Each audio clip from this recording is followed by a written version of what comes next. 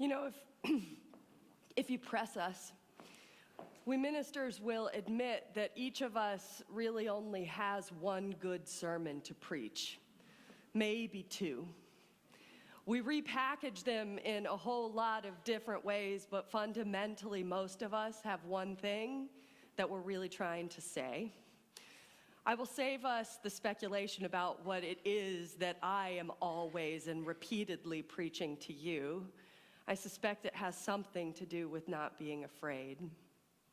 But I remember that one colleague of mine, a good friend, because we ministers hang out together, has been the butt for about a decade of a great lot of nerdy jokes because that song you just heard is his favorite hymn, and it seems that every time he rises to preach, he is preaching about the subject of abiding. So we might say to him, Steve, what is your sermon about on Sunday? And he would say that we are called to abide with one another in beloved community even when we are total jerks. You would say, Steve, what is the meaning of life? And he will say it is either 42 or abiding with one another. You will say, Steve, what are we doing for lunch tomorrow? And he says, I do not know where we are going, but while we are there, we will abide in beloved community.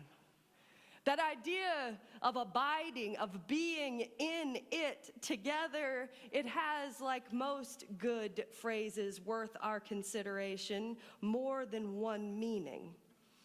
It can mean to put up with each other. It can also mean to live alongside, to be alongside, to suffer alongside, to do this work of life alongside one another. And when considered in that view, perhaps it is as good an answer for what this whole thing is all about as any. What is the point of it all, the whole endeavor, but to feel beside, to be beside, to be in this interconnected whole alongside the whole wide world, and even and especially those we are not sure we like at all.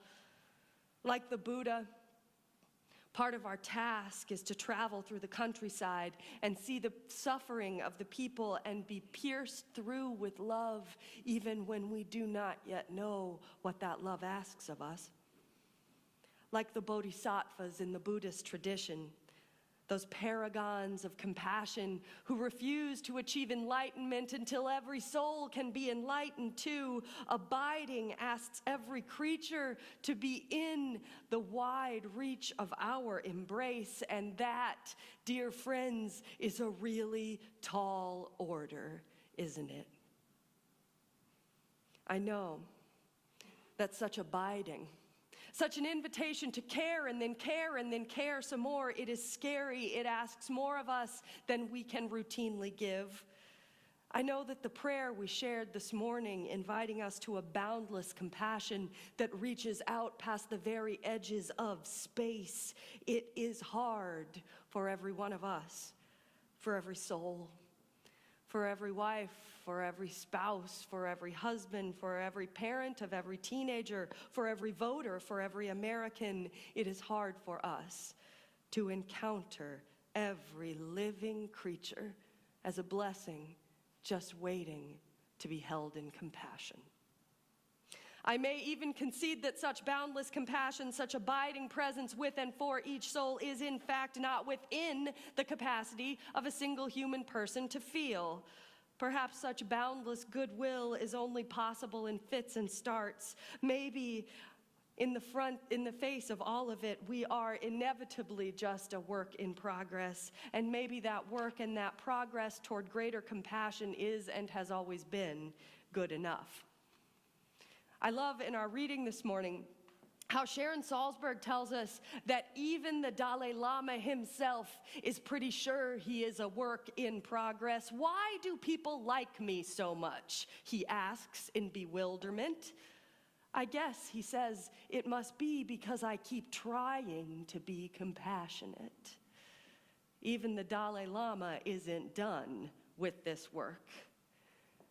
And somehow even a willingness to lean toward that compassion is enough for millions of people around the world to follow him, to fall at his feet. Even the aspiration of compassion is enough to change lives and to sustain souls and to feed the world.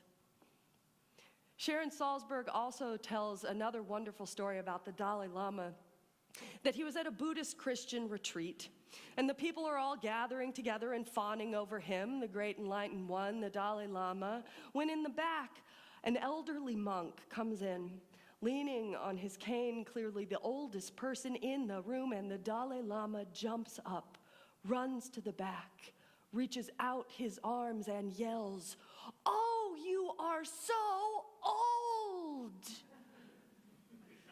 You are so old," he shouts, not with pity, not in an effort to paternalistically take care, but with utter delight, as if he greeted a pop star or Marilyn Monroe. "Oh, you have arrived, just as you are, with all that you are, and my soul greets your soul with no pity, but only joy."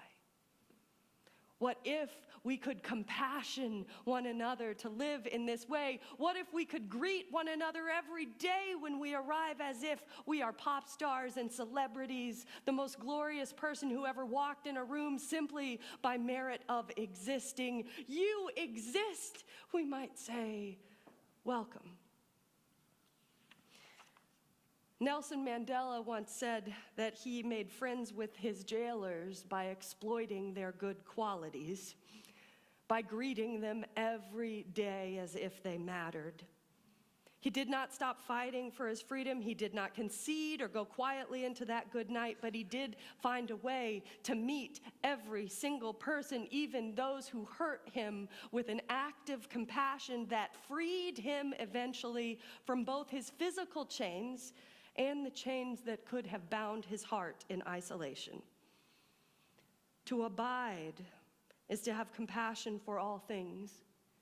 It is to feel with all creation. It is to let everything that surrounds you, including each other, pierce your heart. And perhaps some days, perhaps today, you may feel a little too tired and a little too vulnerable for all of that feeling.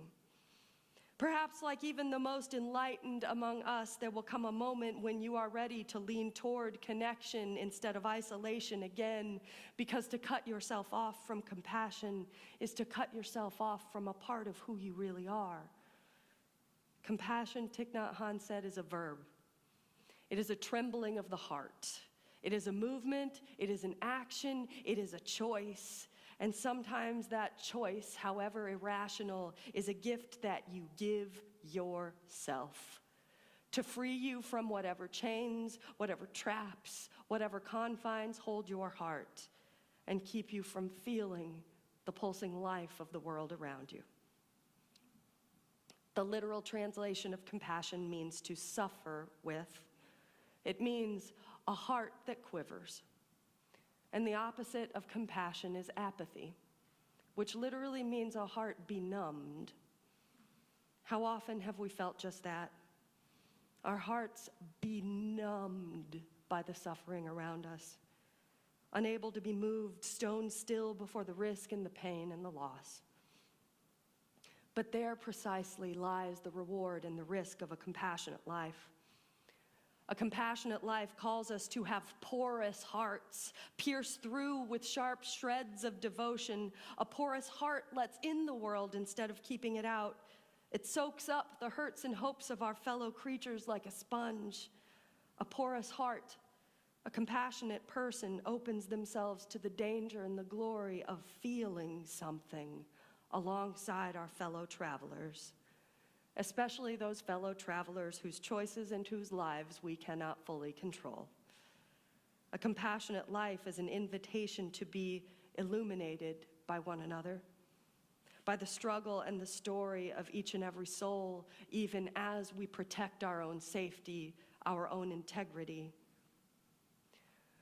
Right here at River Road, some of you know that every Wednesday night, hundreds of people gather right here in this space alongside their teacher, Tara Brock, They come here to sit in silence and in meditation with quiet whispered words, not to be entertained, but to seek after insight and find refuge and some sense of pervasive peace. This is the room where Tara teaches about that true refuge that is only available if we let go of the traps that keep us from living compassionately. She talks about the ways in which compassion sneaks up on you, the ways that it shifts your perspective, feeds your soul even when you think you're behaving compassionately for others. How might we interact in a world so full of hostility and pain that we sometimes are indeed benumbed? How might we greet each and every person, even the ones who come at us with sharp words and snapping pain? In Tara's words, imagine this scenario. Imagine that the world is like this. You are walking in the woods and you see a small dog sitting by a tree.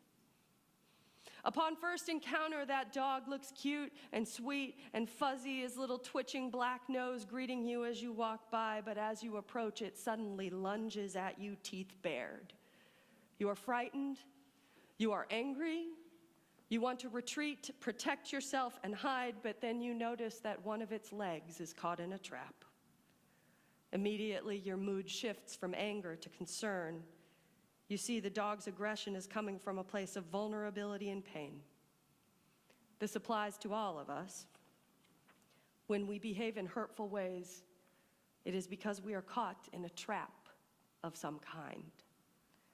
The more we look through eyes of wisdom at ourselves and at one another, the more we are able to cultivate a compassionate heart.